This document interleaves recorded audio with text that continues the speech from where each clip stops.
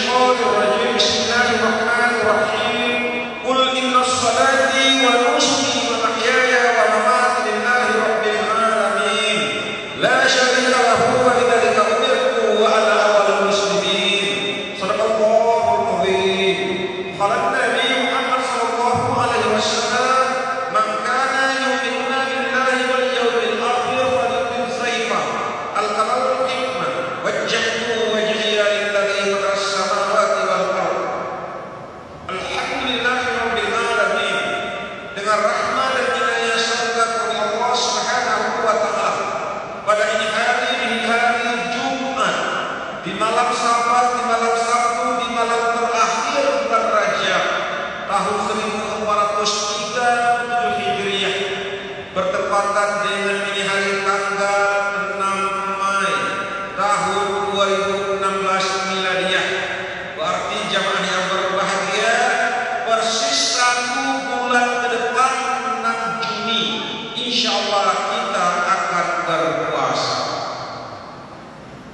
Salawat beriring salam manusia agung, insan paripurna, uswatun hasanah, rahmatan lil alamin bagi Rasul Muhammad sallallahu alaihi wasallam. Bapak-bapak, saudara-saudara, ibu-ibu, saudari-saudari, jamaah pendengar tausiah mengenai Isra Mi'raj pada malam yang berbahagia ini, yang ianya berada di lantai 2 Masjid At-Taqwa Bang Bibi Atiyah tercinta, atau di mana saja suara kami dapat ditangkap malam ini, baik yang berada di bawah atau di rumah masing-masing, dengarlah elok-elok tausiah kita. Bapak Ibu yang berbahagia, langsung saya sampaikan kisah nyata yang boleh jadi jarang-jarang dikupas oleh para dai tatkala mengangkat peristiwa Isra Mi'raj ini. Isra Mi'raj Nabi besar Muhammad sallallahu alaihi wasallam secara kalender itu timbul 2 versi. Versi pertama menyatakan tanggal 27 Rajab tahun ke-10 kenabian Nabi. Tahun ke-10 kenabian Nabi itu Rasulullah Muhammad sallallahu alaihi wasallam diisrakan dan dimi'rajkan oleh Allah Subhanahu wa taala perantaraan malaikat Jibril. Itu satu versi. Versi ini diungkapkan oleh Imam Maturidi, oleh Imam Mawardi. Tetapi Imam Hasan Basri berkata tidak. Isra Mi'raj bukan 27 Rajab. Karena sebelum Nabi Isra Mi'raj, Nabi mengalami 2 peristiwa sedih.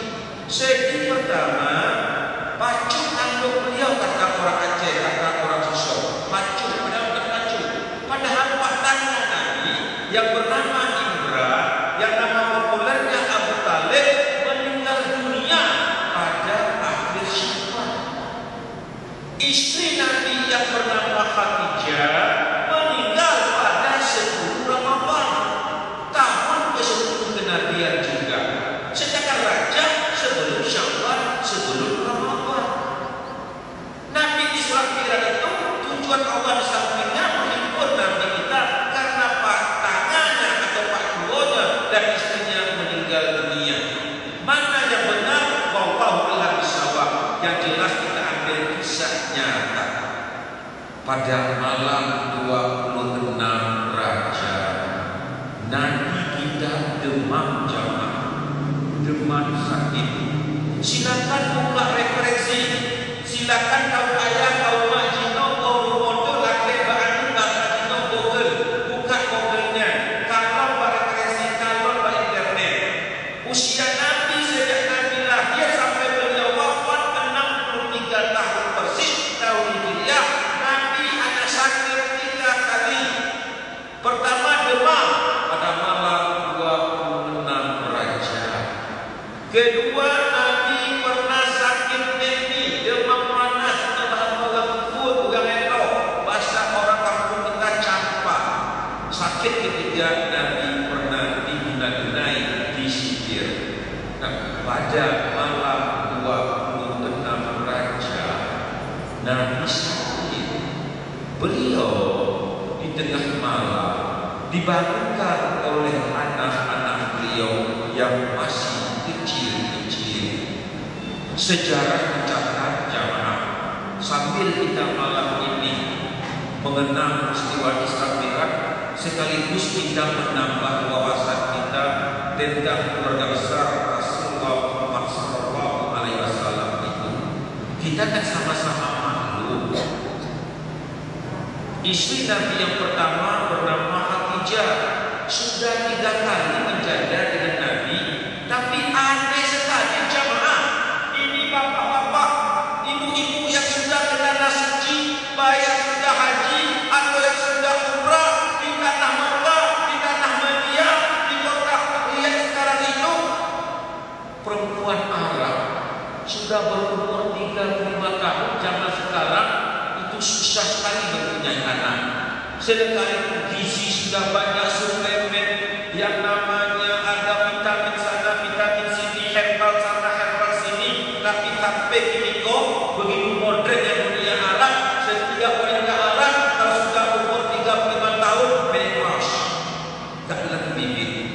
Tapi pakot Khadijah dan kedua lako bomnya, lako pertama bernama Muhammad, lako kedua bernama Zubair, tidak punya anak. Tapi kenapa Khadijah yang sudah berumur 40 tahun menikah dengan Rasulullah, pada umur 43 tahun hamil beliau? Kaget Muhammad, hirit, oh tarik Muhammad, oh hebat Khadijah, Khadijah hamil umur 43 tahun ini zaman. Dengar baik-baik terlebih dahulu biar kita paham bahwasanya inilah mukjizat Rasulullah, kekuasaan Allah, pura iradahnya. Umur 43 tahun hamil Khadijah. Jangankan orang lain, Ummi Aiman saja heran. Siapakah Ummi Aiman itu? Ummi Aiman adalah istri daripada Abu Talib, istri dari pasangan Nabi sendiri. Alhamdulillah, umur 44 tahun lahirlah anak Khadijah pertama, anak Rasulullah yang bernama Abdullah. Sengaja Nabi mengambil nama anaknya, nama ayahnya diambil, karena Nabi selalu ingat kepada ayahnya. Nabi kita kala beliau lahir, ayahnya sudah meninggal dunia. Tapi sayang, 1000 kali sayang, Abdullah yang bergelar lahir ini, ianya meninggal dunia dalam usia 26 bulan. Usia Abdullah meninggal 2 tahun 2 bulan. Berikutnya Khadijah dalam umur mendekati 46 tahun hamil lagi. Alhamdulillah, lahir anak Nabi laki-laki juga yang nomor 2, namanya Asim, gelarnya Taib. Sayang, 1000 kali sayang, fa'alul ma yurid, Allah berkehendak. Meninggal pula Asim ini dalam umur 18 bulan dalam satu riwayat, dan umur 2 tahun dalam satu riwayat. Tambah 3, umur 49 tahun hamil lagi Khadijah, lahir anak Nabi yang nomor 3, yang namanya Ruqayyah, yang kelak suaminya adalah Utsman bin Affan. Selamat Umur Khadijah 51 tahun, selisih 2 tahun. Lahir anak Nabi yang nomor 4, namanya Ummi Kalsum. Tambah 3 tahun, umur 54 tahun, lahir lagi anak Nabi yang bernama Zainab. 54 tambah 3, umur 57 tahun, hamil lagi Khadijah. Sebelum saya lanjutkan, coba ibu-ibu, coba kau ayah dia bakronya, punah di benak arah, di dalamannya, punah di benak melawai, punah di Tuhan, punah di susu, di kampung tanyanya, orang rumah-rumah ala umur 50 mulai hamil, ada kalau ada kufur pada bakronya? Tidak ada. Tapi zaman Nabi tidak ada rumah sakit, tidak ada posyandu, tidak ada rumah sakit, hamil lagi, alhamdulillah, lahir anak bernama Fatimah. Tapi apa yang terjadi? Tatkala Ruqayyah berumur 7 tahun lebih sedikit, tatkala Ummi Kalsum berumur 5 tahun, tatkala Zainab berumur 2 tahun, tatkala Fatimah berumur 9 bulan, mama tercinta Khadijah binti Khuwailid, istri pertama Rasulullah, berpulang ke Rasulullah, meninggalkan anak yang masih kecil-kecil. Nabi bertanya, Nabi menangis, Nabi sedih. Sedih pertama ditinggalkan oleh kekasih, ditinggalkan oleh istri tersayang. Sedih kedua melihat anaknya masih kecil-kecil. Nabi setiap hari melaksanakan hawana, arti hawana, merawat anak-anaknya. Nabi tidak miskin, Nabi tidak punya pembantu, Nabi tidak punya orang yang mencuci, yang masak di rumahnya. Nabi mengerjakan semuanya, sehingga Nabi kecapean. Maka pada malam 26 Rajab, Rasul kita Nabi Muhammad SAW demam panas, tidak bangun dari asarnya. Di tengah malam, anak Nabi yang nomor 5 yang bernama Zainab tersentak haus, berkata kepada ayah, Abi haus, Abi minum, Abi minum, Abi minum. Rasul kita terbangun seraya berkata, sabar ya nak. Ayah ambilkan air. Rasulullah junjungan Allah, rumahnya sederhana, lantainya tanah. Dengan beliau berangkat karena pusing menuju dapur, dibuka periuk air kosong di sana. Sewaktu melihat air kosong, Rasulullah berucap, Subhanallah, Masyaallah. Saat itu tersentak pula lah anak yang lain, tersentak Ruqayyah, tersentak pula Ummi Kalsum, apalagi yang kecil yang seharusnya masih menyusui umur 9 bulan, menangis empat-empat anak Nabi, serentak berkata, Abi haus, Abi minum. Nabi kita dengan perasaan kasih sayang seorang ayah berkata kepada anak-anaknya, sabar ya nak, si anak, ayah laki, abi laki, pak, nek Ainan ini tadinya istri Abu Talib yang rumahnya di sebelah rumah Nabi. Sekitar dini hari jam 2 hingga malam sekarang, dengan Nabi merangkak-rangkak karena Nabi pusing, diketoklah pintu rumah Abu Talib. Saat itu Abu Talib sudah almarhum, sudah meninggal. Yang ada di rumah hanya istrinya dengan anak-anaknya dan pembantunya. Diketok pintu. Makcik, kau luar ya? Oh, siapa itu? Lun makcik, tolongnya. Lun makcik, si Muhammad makcik. Tengok jula malam dah kata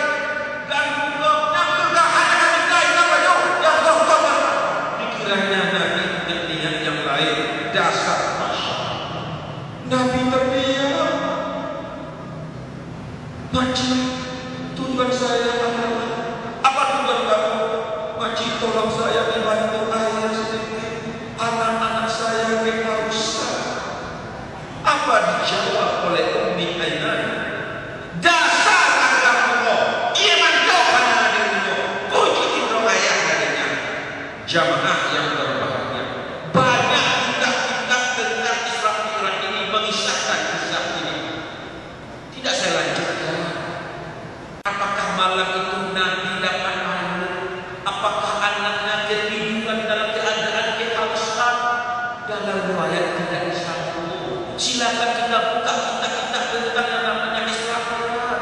Yang jelas jamaah yang dimiliki Allah Subhanahu wa taala, besok subuh pada 27 Rajab ini Allah Subhanahu wa taala memerintahkan malaikat Jibril, wahai Jibril, segera engkau menanti menjelang maghrib, engkau ambil yang namanya si Muhammad, engkau perjalankan dianya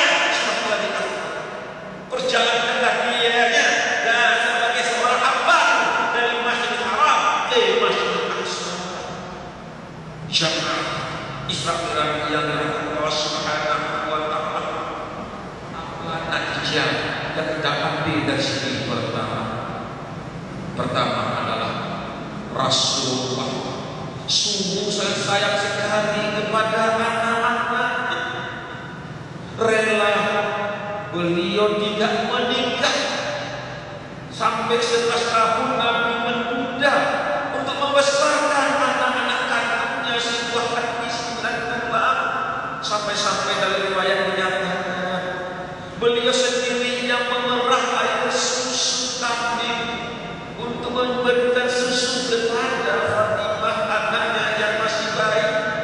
Kita sama-sama maklum kalau kakek Nabi memang kaya, kalau Nabi kita memang disusui oleh Al-Manus Aliyah.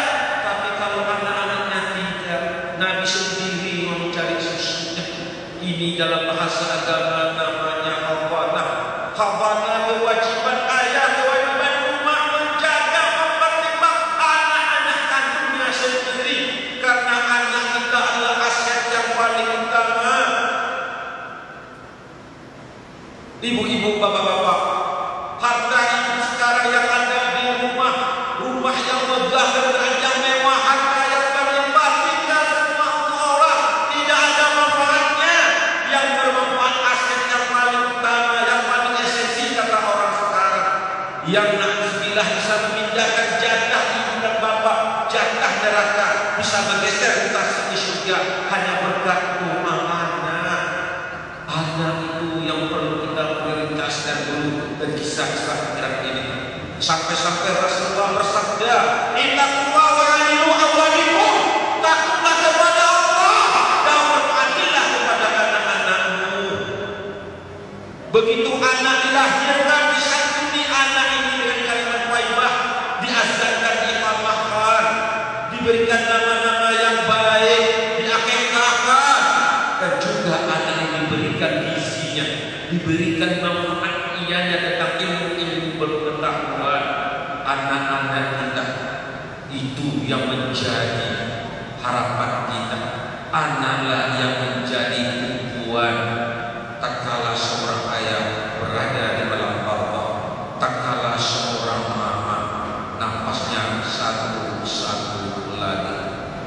Jamaah, saya hari Jumat yang lalu haru sekali. Hujan lebat habis Jumat, dijemput oleh seseorang minta tolong.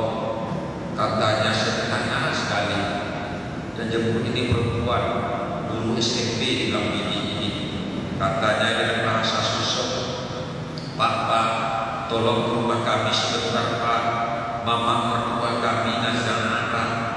Karena itu tahu, Bapak tahu, mata saya kabur karena alasannya adalah nazaratan. Hujan lebat, saya tidak punya fasilitas, diantarkan oleh istri saya langsung ke rumah itu. Sampai ke rumah itu saya lihat memang ibu mertua dan ibu SMP tadi sedang nazar. Kebetulan anak-anak tidak ada di tempat. Saya lihat, saya ajarkanlah, saya ajarlah ianya untuk kalau andai kata insya Allah beliau berpulang kalau keadaan husnul khatimah, coba-cobalah ucapkan kalimat yaitu doa Nabi Yunus, doa Al-Fatihah itu Bismillahirrahmanirrahim, la ilaha illa anta subhanaka inni kuntu minadh dhalimin, sabulang 3 kali. Pada awalnya ibu matanya tertutup, tapi begitu saya ajar, saya berikan doa ini ke telinganya, terbuka matanya. Saya baca dengan bahasa isyarat seolah-olah sang ibu ini berkata, Fahri, di mana anak saya sekarang? Benar kiranya karena Allah. Gak lama kemudian menjelang maghrib, anaknya tiba. Entah siapa yang memanggil, kata-kata anaknya 9. Enak sekali melihatnya berjejer sekarang ini di samping tubuh mamanya, sama-sama ada yang mengaji Yasin, ada yang baca doa, ada yang melah air mata sendiri, ada yang ngambil air putih oleskan ke bibir mama, bibir bawah selama di hadapan anak-anak kandung sendiri, di hadapan saya. Setelah azan isya berkumandang, sang ibu berpulang ke rumah. Enak sekali lihatnya. Jadi 9 orang anak adalah aset yang berbahagia. Ini pengalaman saya pada hari Jumat yang lalu. 3 minggu yang lalu ini pengalaman jalan. Untuk bapak-bapak ketahui, ini informasi resmi. Saya ngomong resmi ini. Kalau dulu katanya salah satu dukun Soeharto orang oke dulu, tapi untuk ibu-ibu ketahui, bapak-bapak ketahui yang biasa nonton TV, salah satu dukun daripada Prabowo adalah orang Sukso. Orang Sukso dulunya itu rumahnya gak jauh dari bibir pantai. Ayahnya sangat baik, sangat hebat ayahnya. Tapi saking hebatnya bisa jadi mungkin barangkali agak menyimpang sedikit. Andai kata malam ini saya sebutkan siapa nama bapak itu, saya yakin semua orang yang hadir malam ini tahu siapa bapak itu.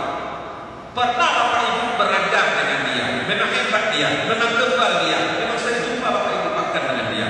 Tapi karena ini aib saya ceritakan, yang penting natijah. Nah sudah, diajaklah saya untuk melihat si bapak ini yang kata anak kandungnya sudah Lazana. Tahukah jemaah? Ayahnya katanya Lazana, tapi di mana diletakkan ayahnya? Di mana disimpannya ayahnya? Dalam posisi Lazana itu, saya ulangi, ini kejadian di Asia, kejadian di Sino, belum lama saya ngomong bertanggung jawab. Padahal ayahnya itu orang guru, mempunyai nih. Kata anak-anaknya, ayah kami Lazana.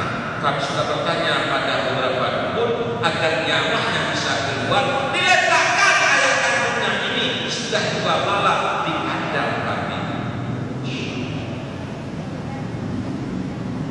Saya lihat, saya katakan kepada anak-anaknya dengan bahasa Sukso, sampai hati kalian, ayah kandung kalian yang melahir, yang mencari nafkah kalian, yang menyekolahkan kalian sampai kalian ada balanak ini kok, ayah kalian lagi nazar di kandang kalian.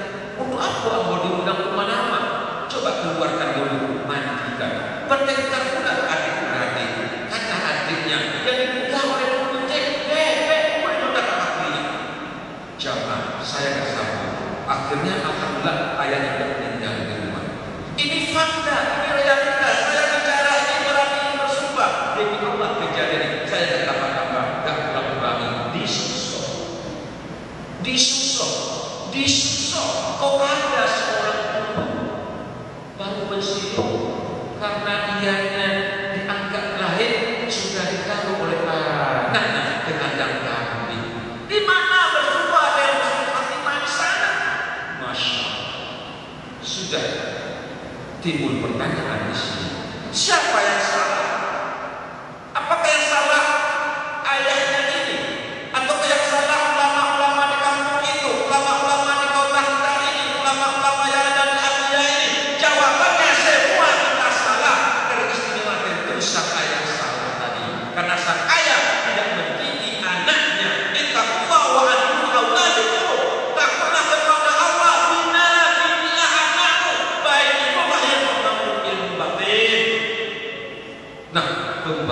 kepada kisah Isra Mi'raj Nabi besar Muhammad sallallahu alaihi wasallam tadi. Tatkala subuh 20 Rajab, Allah memerintahkan malaikat Jibril, wahai Jibril, menjelang maghrib nanti engkau ambil si Muhammad, engkau perjalankan dianya dari Masjidil Haram ke Masjidil Aqsa. Setelah itu engkau bawa ianya menghadap saya. Tapi ingat wahai Jibril, sebatas engkau hanya sebagai penunggu telaki saja. Sama-sama kita maklum perjalanan Nabi. Beliau di Masjid Aqsa itu imam, jamaahnya ramai para rasul, para nabi, para nabi. Beliau sebagai nabi penutup, beliau sebagai imam, anbiya wa mursalin, bersua dari Allah dan Umaha. Saya akan bahas masalah ini karena ini saja kita dengar. Yang saya bahas yang sisi-sisi lain saja, yang enggak jalan kita ikuti. Menjelang subuh 27 Rajab itu sampai Nabi kembali ke bumi Makkah.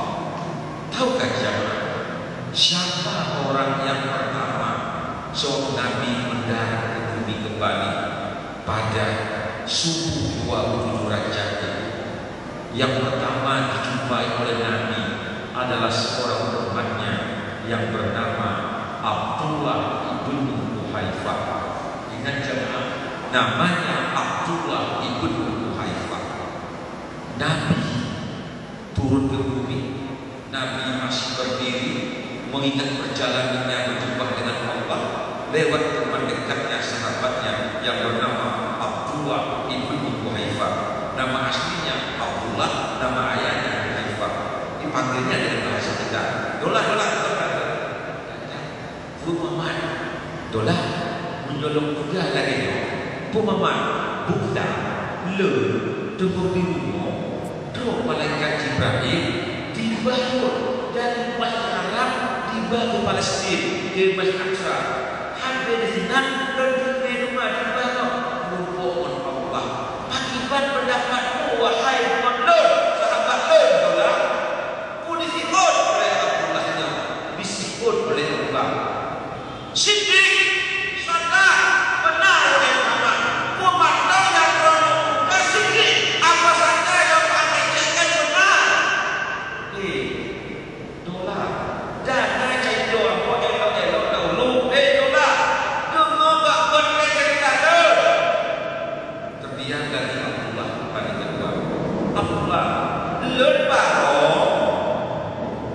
menjelang senja, terus diduk oleh malaikat Jibril di bawah saya dari Masjidil Haram ke Masjid Aqsa. Setelah itu saya dibawa ke Tuhan. Bagaimana menurut Siddiq, sadar, benar wahai Muhammad. Nabi belum puas dengan dolar juga gak lebar.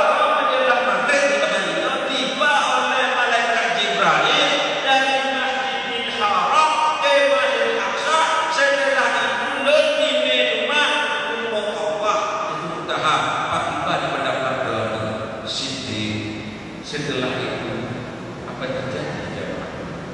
Berkatalah Rasulullah Muhammad, Nabi kita kepada Abdullah sahabatnya, wahai Abdullah, dengan luar biasa sebagai seorang sahabat, orang pertama saya jumpai setelah turun dari langit. Aku berkata Siddiq, maka wahai Abdullah, mulai beronyo wahai Abdullah, mulai tanggal 27 Rajabnya nandrono longgado dari Abdullah menjadi Abu Bakar As-Siddiq. Ulangi, jadi Abu Bakar As-Siddiq. Abu Bakar As-Siddiq. Nabi berkali-kali mengganti nama temannya, nama sahabatnya. Menantu Nabi pada awalnya bernama Haidar, menjelang dinikahkan dengan anaknya Fatimah, Haidar itu digeser namanya menjadi Ali. Kalau Haidar artinya singa, kalau Ali artinya ilmu yang tinggi. Subhan rabbiyal a'la wa bihamdi. Maha suci Allah yang punya ilmu yang sangat nama itu doa. Hakul walidi ala waliha yusina ismahu. Wahai orang tua, buat nama anak yang baik-baik, baik kedengarannya, baik artinya, tempatnya juga nanti baik di dalam surga. Jamaah sakhirat yang berbahagia, Rasulullah setelah tadi ini menyampaikan pengalaman beliau kepada Abu Bakar As-Siddiq. Beliau coba pula menyampaikan kepada khalayak, jiran tetangga, sanak saudara. Tapi apa yang terjadi? Timbul dualisme. Ada yang percaya, ada yang tidak. Yang tidak percaya langsung menetes Nabi, berkata, Muhammad, andai kata bukti dulu belanja dari China ke Palestina, dulu guna berupa dengan kabilah kitanya, enak saja Allah memerintahkan malaikat Mikail, wahai Mikail, segera jumpai Muhammad, kau katakan, kau nampakkan di mana posisi kabilah itu sekarang atau kabilah itu sekarang. Itu sudah sering kita dengar. Apa natijah, hikmah, manfaat kita yang menyampaikan kisah perjalanan Nabi adalah bahwa mikraj itu menjemput yang namanya ibadah salat. As-salatu rahmatun, salat itu buktian agama. Inna salata tanha 'anil fahsya'i wal munkar. Sesungguhnya salat dapat mencegah dari perbuatan yang keji dan mungkar. Salat adalah benar-benar sebagai rukun Islam yang pertama, membedakan orang Islam dengan orang Islam, dengan bahasa tidak enaknya dengan orang kafir, hanya salat. Berbahagia kita insyaallah pada malam ini sudah salat. Berbahagia keluarga-keluarga kita yang sudah salat. Tadi hari Jumat rumah Allah ini penuh. Tapi kenapa kadang-kadang kita ini yang sudah sholat masih juga melakukan perbuatan-perbuatan yang haram dan perbuatan-perbuatan yang durjana, perbuatan-perbuatan yang tercela, perbuatan-perbuatan yang dapat dipertanggungjawabkan secara hukum agama. Kenapa? Imam Abu Asqalani menyatakan bahwa ada 5 tingkatan manusia, ada 5 tingkatan manusia, ada 5 klasifikasi manusia, ada 5 macam golongan manusia. Yang pertama golongan anbiya wa mursalin, golongan nabi-nabi dan rasul-rasul. Ini adalah insan sempurna, insan kamil. Nabi dan rasul tidak banyak. Nabi-nabi dan rasul mempunyai keistimewaan. Keistimewaan nabi dengan rasul disebut dengan istilah mukjizat. Mukjizat adalah suatu karunia Allah, suatu anugerah Allah kepada hambanya yang bernama nabi atau rasul yang tidak ada pada makhluk manusia lainnya. Seperti Nabi Ibrahim alaihissalam dilempar oleh bala tentara Namrud ke dalam api, tidak terbakar. Kalau kita kena merokok saja sudah berkata halayak alam. Nabi Ayub sangat penyabar, luar biasa penyabarnya. Innallaha ma'as-sabirin. Nabi Daud suaranya merdu, sangat-sangat merdu. Sampai-sampai dalam riwayat, dalam kisah-kisah Nabi sering disampaikan oleh para penulis. Saking indahnya suara Nabi Daud itu jamaah yang berbahagia. Bila beliau mengaji kitab Zabur, itu ombak yang ganas, gelombang yang kejam berhenti. Sampai-sampai apabila beliau mengaji kitab Zabur, burung-burung yang sedang berterbangan di udara tidak jatuh mendengar suara indahnya Nabi Daud. Ketek-ketek Abu Daud, ubin-ubin Daud, saksa akan memakai cerita teknik. Tapi takkan lalu tuan dewasa bacun, kadang-kadang Nabi Goruako itu sawah. Terlihatlah yang namanya besi yang luar biasa saja kadang-kadang mau itu mukjizat daripada Nabi Daud. Mukjizat anaknya yang bernama Sulaiman bisa berkata-kata di sebuah makhluk. Mukjizat Rasulullah Muhammad SAW sama-sama kita makhluk, namanya manusia kelompok pertama. Di bawahnya bernama kelompok karamah, kasyaf, orang tembus pandang. Kalau bahasa orang Jawanya wali, kadang-kadang orang kampung kita berkata aulia. Andai kata benar atau tidak bahwa malam bisawab. Tapi di kawasan kita pantai Bangsar Aceh ini, kalau kita buka pada beberapa referensi, silakan buka Google, silakan buka itu Gus Dur mendiang. Kita ada mengarah kata mendiang Gus Dur yang wali, yang orang keramat sejak dari lama sampai ke Sintil, katanya ada 3 orang. Yang pertama namanya Abdul Karim, lahirnya 8 Agustus tahun 1873 pada sebuah kampung namanya Untung Kuman. Namanya Abdul Karim, nama populernya itu Kuman, berasal dari Batu Sangka, Sumatera Barat. Beliau itu karamah.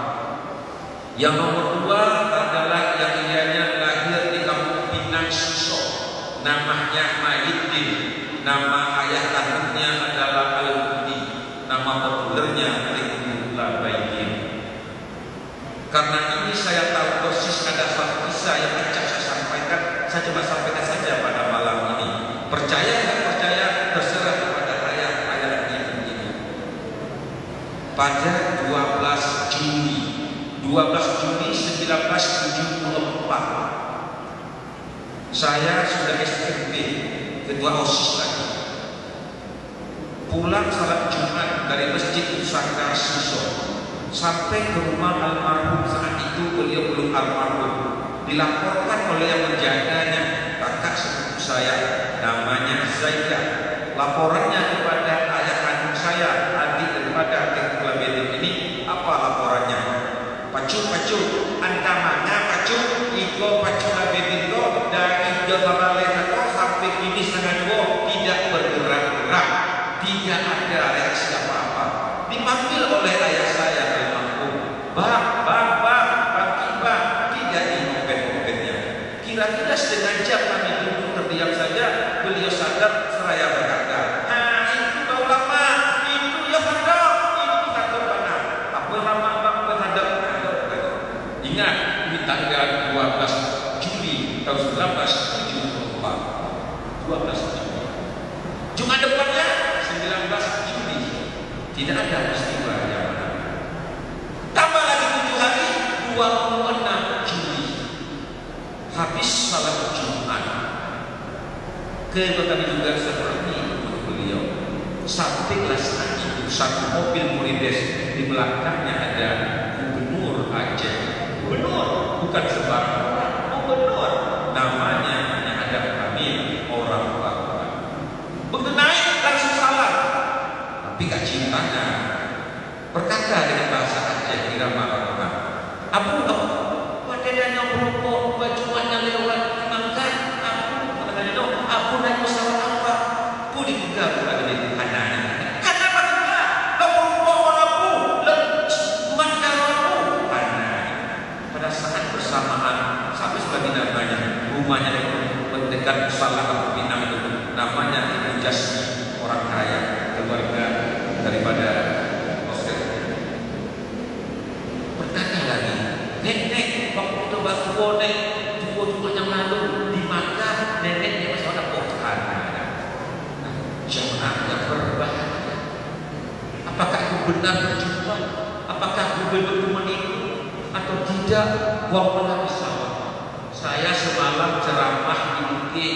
Banyak sekali orang Bukit berkata, saya semalam ceramah di Bukit dibawa oleh adik Bang Haji Dharma, dibawa oleh Bapak Ihsan ceramah semalam. Bapak Ihsan mengatakan banyak pengalaman-pengalaman religinya dengan beliau di luar Muslim. Saya mengatakan iya, benar. Dan jelas dalam bahasa ilmu tasawufnya, maaf, dalam bahasa ilmu manusia itu namanya karamah atau kasyaf. Di bawahnya ma'unah. Arti ma'unah kontak jiwa. Kita tahu apa yang akan kita lakukan, terutama kita kalau akan sakit atau akan meninggal. Makna ini hanya ada istimewanya pada ibu-ibu. Ibu-ibu yang berubah. Punya ibu-ibu sedang mangan-mangan diterukut. Lama-lama kemanyalah laut dan mendangkaran. Tiba-tiba perasaan anak mangan. Wow, agak kayangan mungkin dari pegang. Bah, yang lain. Ini kita masak sado, pakai terung, pakai redung. Kadang-kadang si ibu menjawab, diam saja. Pakon kahana galaknya, pakon kahana pegang kedok, halalun. Apa?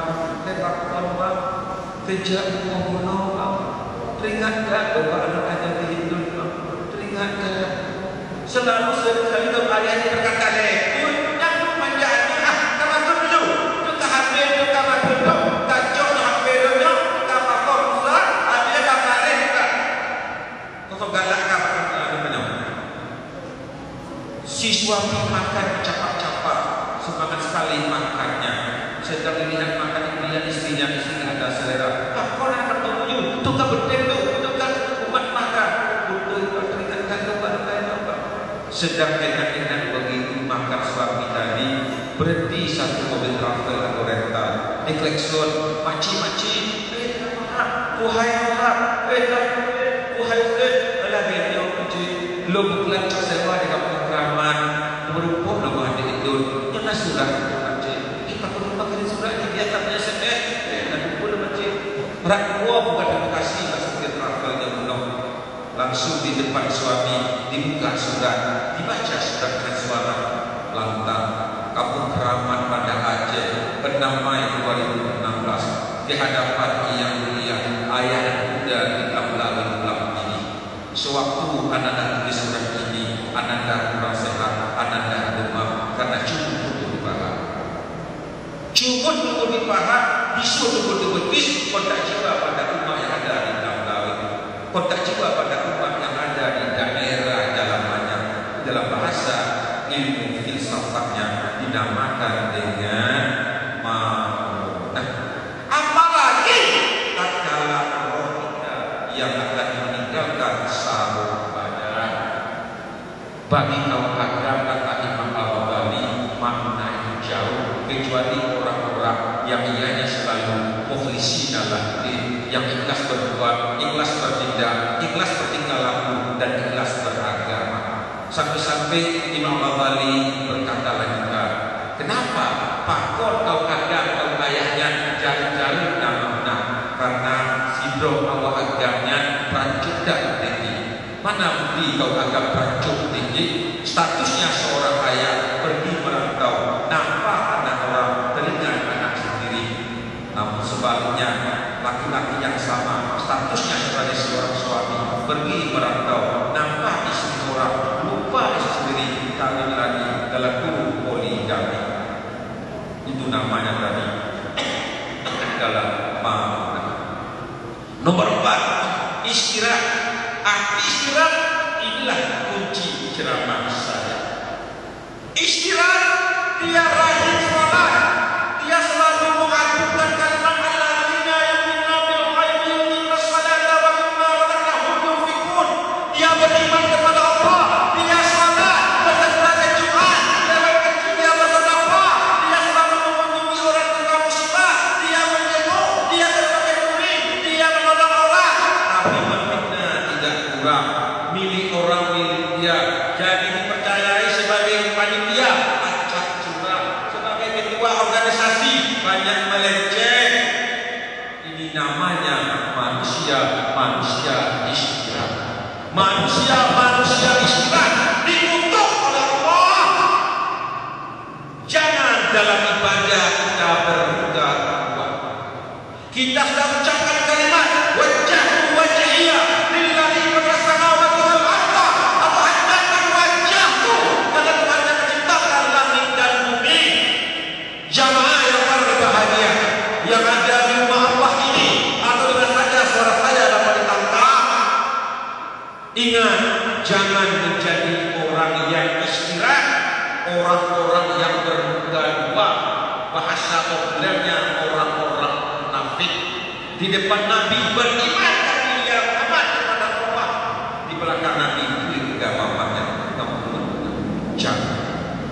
Kita benar-benar sesuai firman Allah, wa ma khalaqul jinna wal insa illa liya'budun.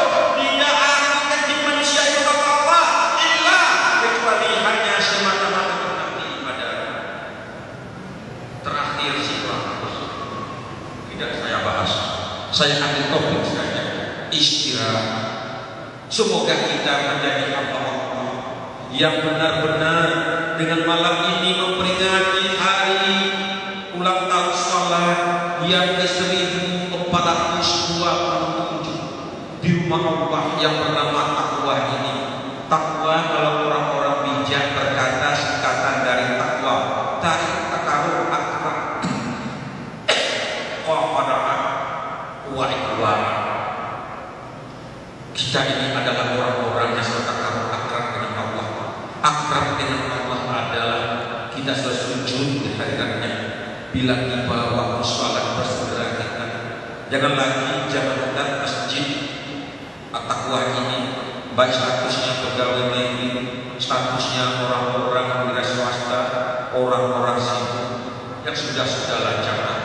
Semalam saya sampaikan ceramah saya di UGI, tadi siang saya mengatakan Jumat 3 Maret saya sampaikan. Jangan lagi ada terjadi di bumi Aceh ini, teristimewa di bumi Abdiah ini. Tatkala lagi rapat, lagi konferensi, lagi bercerita, terdengar suara azan, pimpinan rapat berkata, rapat kita semua mendengar azan. Untuk apa azannya didengar? Azan itu sunat jamaah, yang wajib itu sholat. Jangan, tahu gak jamaah? Begitu sewaktu Rasulullah wafat, beberapa orang-orang yang imannya sudah tipis tidak mau lagi mereka itu berjamaah. Ditanyakan oleh Sayyidina Ali, "He pakon, rono anak nembe jamaah?" Apa jawabannya? Kebun aja jamaahnya. Yang paling ada sebenarnya si Bilal. Boleh bukan si Bilalnya. Si Bilal itu kan muda. Si Bilal itu kan hamba sahaya. Si Bilal itu dengan bahasa anjani, bukannya hidup kale, hidup pakai, hidup pete, kapal boleh bayar pada dompet. Oh ini kok. Lahirlah satu kapan Sayyidina Ali yang paling populer. Wahai para keluarga, jangan engkau melihat kepada siapa yang menyampaikan tentang kebajikan, tapi engkau lihatlah apa yang disampaikannya. Lahir kata-kata ini gara-gara orang-orang yang ianya Nabi sudah wafat, Nabi yang baru wafat sudah agak jamaah dengan alasan yang azannya Bilal. Kita jangan lihat si Bilalnya, tapi lihatlah isi panggilan si Bilal. Hayya shalah, mari kita sholat. Hayya al falah, mari mencapai kemenangan. Ini baru yang namanya kalau kita benar-benar amalkan menjadi negeri yang berdaulat warahmatullahi wabarakatuh. Rumah tangga kita atau rumah tangga yang baik Nabi. Insya Allah tahun 2016 ini saya diajak oleh Kakanda Haji Dharma Muslim, diajak oleh Walid Haji Syahya Sabari untuk memberikan tausiah nikah di rumah Allah ini. Sudah hampir 20 orang baru saja. Selalu kalimat saya, semoga kedua mempelai menjadi pasangan yang ideal, pasangan yang sakinah mawaddah warahmah, rumah tangga yang Allah ini dan nanti. Omong kosong kalau terbayar, tak ada itu, gak ada. Jadi sholat itu di atas segala-galanya. Terakhir sebagai penutup jamaah yang berbahagia, menjelang Rasulullah wafat, beliau memanggil anaknya Fatimah Kinurnya. Fatimah, wadeng ayah gahanali, ayah kawafa besar ayah yang dimana jasad ayah adalah lako penuh dengan sahabat yang si baik. Jemaah yang Bahkan tak tahu yang memandikan jasad Nabi itu adalah Sayyidina Ali dengan Ubay, bukan Abu Bakar, bukan Utsman, bukan yang lain-lain, bukan Umar. Banyak kan sahabat Nabi, banyak keluarga Nabi, tapi kenapa Nabi mempercayai yang kedua ini? Pakor berlelok nyoba malam yang berbahagia. Karena jenazah itu adalah suatu benda yang sifatnya apabila roh telah tiada lagi bernilai kecuali jasad. Tidak ada lagi bernilai. Saya yakin andai kata ada satu jenazah dijual di pasar ini, jangankan orang mau membeli, melihat orang tak mau. Apa maknanya? Ini kita sampaikan. Rasulullah berbesar agar nilainya jasadnya itu yang tahu hanya keluarga terdekatnya. Karena Rasulullah tidak punya anak laki-laki sampai dewasa, maka Rasulullah berbesar saja kepada sepupunya dalam buku penantunya. Kita tahu anak Nabi laki-laki hanya bertiga, sama istri tadi yang namanya Khadijah dua, yakni Abdullah dengan Qasim. Pada istri terakhir yang namanya Maria Lydia, ada namanya Ibrahim, juga meninggal kecil. Maknanya apa? Didiklah anak-anak kita moral, karakter saudara, karakter agama, karakter religi. Alangkah indahnya jasad kalian akan dipangku oleh anak tercinta yang laki-laki, kepala ayahnya almarhum, di atas pangkuan anaknya tersayang, seraya melam jasad ayah. Si anak berdoa, Allahumma firli wa liwalidayya warhamhuma kama rabbayani shaghira. Atau alangkah indahnya jasad seorang ibu tatkala nanti telah tiada, dipangku oleh anak-anaknya yang berdua. Rasul saja memisahkan kepada Fatimah, wahai Fatimah ananda saya, bila ayah kelak kembali menghadap Allah berpulang ke rahmatullah, pesan ayahnya yang menyelesaikan fardu kifayah, yang memandikan jasad ayah adalah suami Ali dan sahabatnya yang bernama Ubay.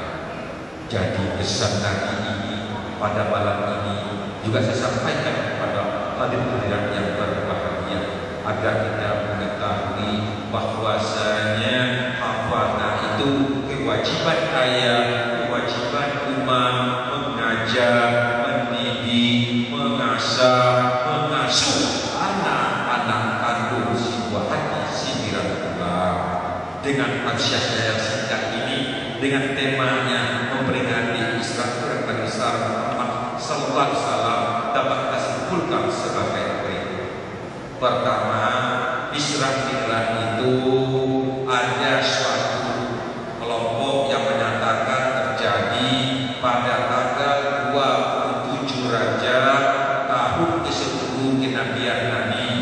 Ada yang menyatakan dalam bulan Ramadan sesudah istri Nabi Khadijah berpulang ke rahmatullah. Kesimpulan yang nomor 2, Isra bermakna perjalanan datar horizontal dari Masjidil Haram di kota Makkah ke Al-Aqsa di kota Palestina Yerusalem. Sedangkan Mi'raj bermakna perjalanan tegak lurus menjumpai Allah, bisa berusaha mengambil ibadah utama yakni sholat. Kesimpulan nomor 3, kita sebagai orang tua habana wajib mengajar, mendidik, mengarahkan, mengasah, mengasihi dan mengasuh anak-anak kandung si buah hati si Miracullah.